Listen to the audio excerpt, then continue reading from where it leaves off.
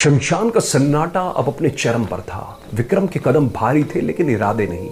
बेताल ने एक ठंडी आह भरी और बोला, राजन, इस दुनिया में भरोसा कांच की तरह होता है, जो एक बार टूट जाए तो जुड़ता नहीं, और अगर भरोसा सत्ता के लिए तोड़ा जाए तो परिणाम भयानक होता है। चल तुझे 23वीं कहानी सुनाता हूं, एक ऐसे राजा की जिसने अपने ही दोस्त पर भरोसा करके अपना शरीर खो दिया। कहानी राजा यशोधन और उसके बेहद करीबी दोस्त व मंत्री की है। दोनों एक साथ बड़े हुए थे। एक दिन शिकार खेलते हुए दोनों घने जंगल में अकेले रह गए।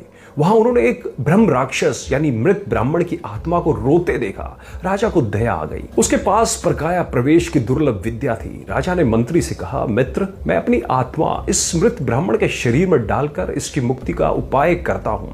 तब तक तुम मेरे इस शाही शरीर की रक्षा करना। मंत्री ने सहमति दी। राजा मंत्र पढ़कर अपनी देह छोड़ उस ब्राह्मण के शरीर में प्रवेश कर गया।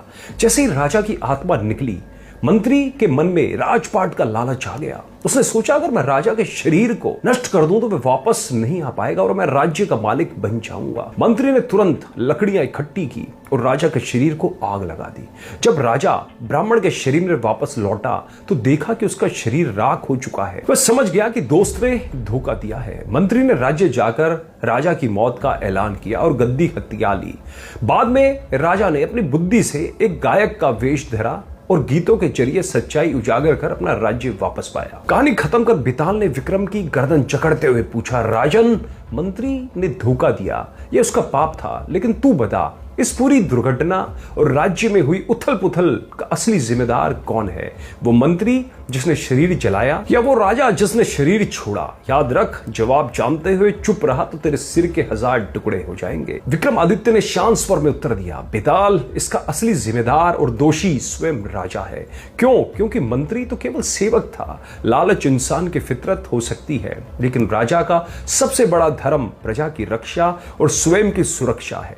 एक राजा का शरीर केवल उसका नहीं, पूरे राज्य की अमानत होता है। उस राजा ने एक मामूली ब्राह्मण की मदद के लिए भावुक होकर अपने पूरे राज्य और शरीर को खतरे में डाल दिया।